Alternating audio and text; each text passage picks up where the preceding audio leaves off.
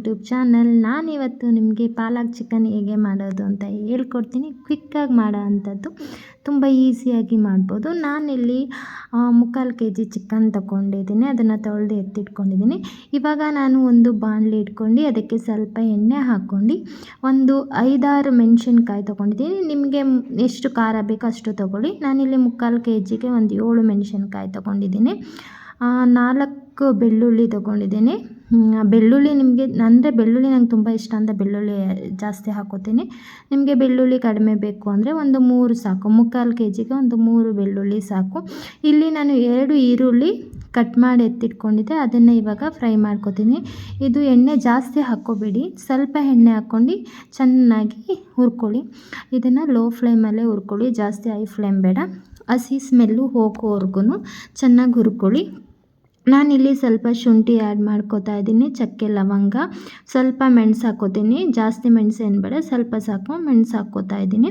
ಈಗ ನೋಡಿ ಯಾವ ಥರ ಹುರ್ಕೊಂಡಿದ್ದೀವಿ, ಈ ಥರ ಹಸಿ ಸ್ಮೆಲ್ಲೆಲ್ಲ ಹೋಗಿ ಬ್ರೌನ್ ಕಲರ್ ಥರ ಬರಬೇಕು, ಆ ಥರ ಹುರ್ಕೋಬೇಕು. ನಾನು ಅದನ್ನು ಆರ್ಕೊಳ್ಳಿ ಅಂತ ಬಿಟ್ಟಿದ್ದೀನಿ. ಈ ಕಡೆ ಒಂದು ಜಾರ್ ತೊಗೊಂಡು ಪಾಲಕ್ ಸೊಪ್ಪು, ಕೊತ್ತಂಬರಿ, ಸ್ವಲ್ಪ ಪಾಲಕ್ ಸೊಪ್ಪು, ಸ್ವಲ್ಪ ಕೊತ್ತಂಬರಿ ಹಾಕ್ಕೊಂಡಿದ್ದೀನಿ, ಕೊತ್ತಂಬರಿ ಸೊಪ್ಪು. ಅದರೊಳಗಡೆ ಇವಾಗ ನಾನು ಹುರ್ಕೊಂಡು ಎತ್ತಿಟ್ಕೊಂಡಿದ್ನಲ್ಲ ಅದನ್ನೆಲ್ಲ ಇದರೊಳಗಡೆ ಹಾಕ್ಕೋತಿದ್ದೀನಿ. ಬಿಸಿ ಹಾಕ್ಕೋಬೇಡಿ, ಆರಾದ್ಮೇಲೆ ಹಾಕ್ಕೊಳ್ಳಿ. ನಾನು ಇದನ್ನು ಹಾಕ್ಕೊಂಡು ಚೆನ್ನಾಗಿ ರುಬ್ಬಿಟ್ಕೋತೀನಿ. ಅದಾದಮೇಲೆ ಅದೇ ಬಾಣಲಿ ತೊಗೊಂಡು ನೀವು ಅದಕ್ಕೆ ಸ್ವಲ್ಪ ಎಣ್ಣೆ ಹಾಕ್ಕೊಂಡು 3 ಮೆಣಸಿನ್ಕಾಯಿನ ಉದ್ದುದ್ದವಾಗಿ ಹೆಚ್ಕೊಂಡು ಹಾಕ್ಕೊಳ್ಳಿ. ಅದನ್ನ ಹುರ್ಕೊಂಡಾದ್ಮೇಲೆ 1 ಈರುಳ್ಳಿನ ಚೆನ್ನಾಗಿ ಹುರ್ಕೊಳ್ಳಿ. ಹಸಿ ಸ್ಮೆಲ್ ಹೋಗೋವರೆಗೂ ಚೆನ್ನಾಗಿ ಹುರ್ಕೋಬೇಕು ಅದನ್ನು. ಅದಾದ ನಂತರ ನೀವು ಅದು ಫುಲ್ ಹಸಿ ಸ್ಮೆಲ್ ಹೋಗಬೇಕು, ಆಯಿತಾ. ಒಂಥರ ಬ್ರೌನ್ ಕಲರ್ ಥರ ಈ ಥರ ಕಲರ್ ಬರೋವರೆಗೂ ಹುರ್ಕೊಳ್ಳಿ. ಅದಾದಮೇಲೆ ಒಂದು ಟೊಮೊಟೊ ಹೆಚ್ಚಿಟ್ಕೊಂಡಿದ್ದೆ ನಾನು, ಆ ಟೊಮೊಟೊನ ಇದರೊಳಗಡೆ ಆ್ಯಡ್ ಮಾಡ್ಕೋತಾ ಇದ್ದೀನಿ. ಟೊಮೊಟೊನೂ ಅಷ್ಟೇ ಫುಲ್ಲು ಕರಗಬೇಕು, ಆ ಥರ ಚೆನ್ನಾಗಿ ಫ್ರೈ ಮಾಡ್ಕೊಳ್ಳಿ. ನಾವು ಟೊಮೊಟೊ ಚಿತ್ರಾನ್ನ ಮಾಡಬೇಕಾದ್ರೆ ಟೊಮೊಟೊ ಕರಗಿಸ್ತೀವಲ್ಲ, ಅದೇ ಥರ ಚೆನ್ನಾಗಿ ಕರ್ಕೋಬೇಕು. ನೋಡಿ ಇದೇ ಥರ ನೋಡಿ ಫುಲ್ಲು ಅದೆಲ್ಲ ಚೆನ್ನಾಗಿ ಕರಗೋವರೆಗೂ ನೀವು ಹುರ್ಕೋಬೋದು. ಅದಕ್ಕೆ ನೀವು ಅದ್ರ ಮೇಲೆ ಸ್ವಲ್ಪ ಉಪ್ಪು ಹಾಕತ್ತೀನಿ ಅಂದ್ರೂ ಉಪ್ಪು ಹಾಕೋಬೋದು, ಯಾಕಂದರೆ ಉಪ್ಪು ಹಾಕ್ಕೊಂಡ್ರೆ ಟೊಮೊಟೊ ಬೇಗ ಕರಗುತ್ತೆ.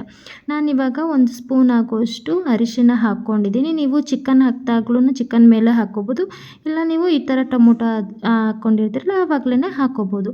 ನಾನಿಲ್ಲಿ ಚಿಕನ್ನ ತೊಳೆದು ಎತ್ತಿಟ್ಕೊಂಡಿದ್ದೆ, ಅದನ್ನು ಹಾಕ್ಕೋತಾ ಇದ್ದೀನಿ. ಟೊಮೊಟೊ ಕರಗಿದ ಮೇಲೇ ಹಾಕ್ಕೋಬೇಕು. ಇಲ್ಲಿ ಚಿಕನ್ನ ನಾನು ನೀರೆಲ್ಲ ಸೋಸಿ ಹಾಕ್ಕೋತಾ ಇದ್ದೀನಿ. ಇದ್ರ ಮೇಲೆ ನೀವು ಸ್ವಲ್ಪ ಉಪ್ಪನ್ನು ಹಾಕ್ಕೋಬೋದು. ಉಪ್ಪನ್ನು ಹಾಕ್ಕೊಂಡು ಅಂದರೆ ರುಚಿಗೆ ತಕ್ಕಷ್ಟು ಉಪ್ಪು ಹಾಕ್ಕೊಂಡು ಚೆನ್ನಾಗಿ ಹುರ್ಕೋಬೇಕು. ಫುಲ್ಲು ನಿಧಾನವಾಗಿ ಹುರ್ಕೊಳ್ಳಿ. ಅದನ್ನು ಇದ್ರೊಳಗಡೆ ಚೆನ್ನಾಗಿ ಫ್ರೈ ಆಗೋ ತನಕ ಹುರ್ಕೊಳ್ಳಿ. ನೀವು ಸಪ್ರೇಟ್ ಫಸ್ಟೇ ಹುರ್ಕೋತೀನಿ ಅಂದರೆ ಹುರ್ಕೋಬೋದು. ಈ ಥರ ಒಂದು ಮಾಡಿ ನೋಡಿ ಒಂದ್ಸಲ, ತುಂಬ ಚೆನ್ನಾಗಿರುತ್ತೆ. ನಾನು ಚೆನ್ನಾಗಿ ಹುರ್ಕೋತಾ ಇದ್ದೀನಿ ಇದನ್ನು ಲೋ ಫ್ಲೇಮಲ್ಲೇ. ಈ ಥರ ಮಾಡ್ಕೊಂಡು ತಿಂದರೆ ತುಂಬ ಚೆನ್ನಾಗಿರುತ್ತೆ. ಒಂದ್ಸಲ ಟ್ರೈ ಮಾಡಿ, ಆಯಿತಾ. ಒಂಥರ ಚಿಕನ್ದು ಒಂಥರ ಗ್ರೇವಿ ಫುಲ್ಲು ಗ್ರೀನ್ ಥರ ಬಂದಿರುತ್ತೆ. ಪಾಲಕ್ ಸೊಪ್ಪು ಹಾಕ್ತೀವಲ್ಲ ಅದರಿಂದ ಇನ್ನೂ ತುಂಬ ಚೆನ್ನಾಗಿರುತ್ತೆ. ಇದು ಅಷ್ಟು ಚೆನ್ನಾಗಿ ಬರುತ್ತೆ. ನಾನಿಲ್ಲಿ ಸ್ವಲ್ಪ ಉಪ್ಪು ಹಾಕ್ಕೊಂಡಿದ್ದೀನಿ. ಉಪ್ಪು ಹಾಕ್ಕೊಂಡು ಚೆನ್ನಾಗಿ ಹುರ್ಕೋತಾ ಇದ್ದೀನಿ. ನೋಡಿ ಅದು ಹುರಿದಾದ್ಮೇಲೆ ನಿಮಗೆ ಗೊತ್ತಾಗುತ್ತೆ ಯಾವ ಥರ ಕಾಣಿಸ್ತಾ ಇರುತ್ತೆ ಅಂತ. ನೋಡಿ ಈ ಥರ ಆಗಿದೆ. ನಾನಿವಾಗ ಇದಕ್ಕೆ ಪಾಲಕ್ ಸೊಪ್ಪನ್ನ ಸ್ವಲ್ಪ ಕಟ್ ಮಾಡಿ ಇಟ್ಕೊಂಡಿದ್ದೆ, ನಾನು ಅದನ್ನು ಹಾಕ್ಕೋತಾ ಇದ್ದೀನಿ. ನಿಮಗೆ 1 ಕಟ್ಟಷ್ಟು ಪಾಲಕ್ ಸೊಪ್ಪು ತಗೊಂಡ್ರೆ ಸಾಕು. ಅದರಲ್ಲಿ ಸ್ವಲ್ಪ ರುಬ್ಕೊಳ್ಳೋಕ್ಕೆ ಸ್ವಲ್ಪ ಈ ಥರ ಕಟ್ ಮಾಡಿ ಹಾಕ್ಕೊಂಡ್ರೆ ತುಂಬ ಚೆನ್ನಾಗಿರುತ್ತೆ. ಪಾಲಕ್ ಸೊಪ್ಪಲ್ಲೇ ಸ್ವಲ್ಪ ನೀರು ಬಿಟ್ಕೊಳ್ಳೋದ್ರಿಂದ ನೀವು ಚಿಕನ್ಗೆ ನೀರು ಹಾಕಬೇಡಿ. ಇವಾಗ ಫುಲ್ಲು ಚೆನ್ನಾಗಿ ಹುರಿದ ಮೇಲೇ ನೀವು ನೀರು ಹಾಕ್ಕೋಬೇಕು. ಇದರಲ್ಲೇ ಸ್ವಲ್ಪ ನೀರು ಬಿಡುತ್ತೆ. ಪಾಲಕ್ ಸೊಪ್ಪು ಹಾಕ್ಕೊಂಡು ಚೆನ್ನಾಗಿ ಹುರ್ಕೊಳ್ಳಿ. ಇದಾದ ನಂತರ ನೋಡಿ ನಿಮಗೆ ತೋರಿಸ್ತೀನಿ ಯಾವ ಥರ ಕಾಣಿಸ್ತಾ ಇರುತ್ತೆ ಅಂತ. ನಾನಿವಾಗ ಖಾರ ಎತ್ತಿಟ್ಕೊಂಡಿದ್ನಲ್ಲ ಅದನ್ನ ರುಬ್ಕೋತಾ ಇದ್ದೀನಿ. ನೋಡಿ ಈ ಥರ ಆಗಿದೆ. ಮಸಾಲೆ ಫುಲ್ಲು ಗ್ರೀನ್ ಥರ ಆಗಿದೆ. ಇದನ್ನ ನಾನಿವಾಗ ನಾವು ಪಾಲಕ್ ಸೊಪ್ಪೆಲ್ಲ ಹುರಿದಾಕ್ಕೊಂಡಿದ್ದೀವಲ್ಲ ಅದರೊಳಗಡೆ ಹಾಕ್ಕೋಬೇಕು. ಒಂದು ಅರ್ಧ ಹೋಳಷ್ಟು ನಿಂಬೆಹಣ್ಣು ಇಟ್ಕೊತಿದ್ದೀನಿ. ಹುಳಿ ಬೇಕು ಅಂದವರು ಹಾಕ್ಕೋಬೋದು, ಬೇಡ ಅಂದರೆ ಟೊಮೊಟೊನೇ ಇನ್ನೊಂದನ್ನ ಆ್ಯಡ್ ಮಾಡ್ಕೋಬೋದು. ನಾನಿಲ್ಲೇ 1 ಟೊಮೊಟೊ ಹಾಕಿರೋದ್ರಿಂದ ಅರ್ಧ ನಿಂಬೆಹಣ್ಣು ಹಾಕ್ಕೋತಾ ಇದ್ದೀನಿ. ಇವಾಗ ನಿಂಬೆಹಣ್ಣು ಹಾಕ್ಕೊಂಡಾದ್ಮೇಲೆ ನಾನು ರುಬ್ಕೊಂಡಿದ್ನಲ್ಲ ಆ ಮಸಾಲೆನ ಇದ್ರೊಳಗಡೆ ಹಾಕ್ಕೋತಾ ಇದ್ದೀನಿ. ಆ ಪೇಸ್ಟ್ನೆಲ್ಲ ಫುಲ್ಲೂ ಚೆನ್ನಾಗಿ ಹುರ್ಕೋಬೇಕು. ಈ ಥರ ನೋಡಿ, ಈ ಥರ ಫುಲ್ ಆಗಿದೆ.